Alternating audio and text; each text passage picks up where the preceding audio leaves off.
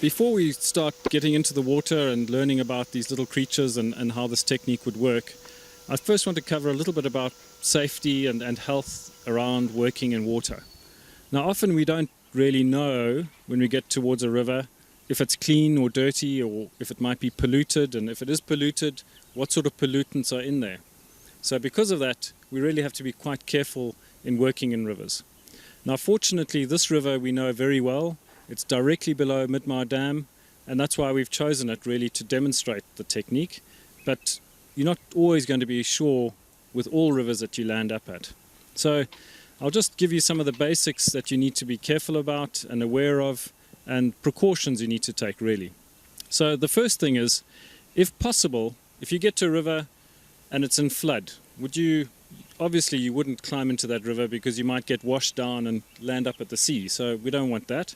So the important thing to do, if you're not competent or comfortable with working in water and swimming, good idea is to have a life jacket. So you would wear the life jacket, put it on, so if you did fall in accidentally, at least you're not going to drown. So if anyone's not feeling comfortable, they should really be wearing the life jacket today.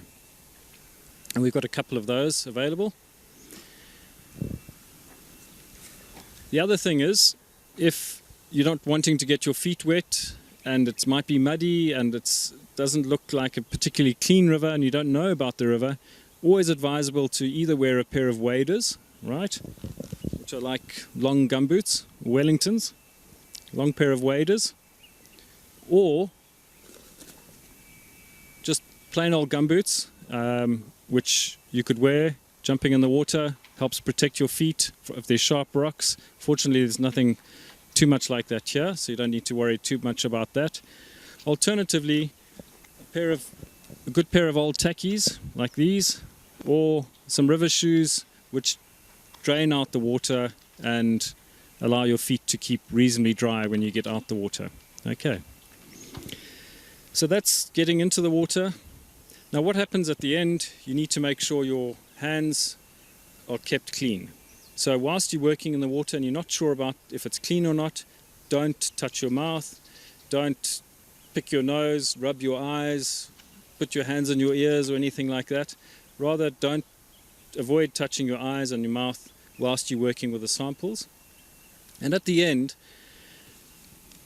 just wash your hands with some soap and water at the end of the exercise.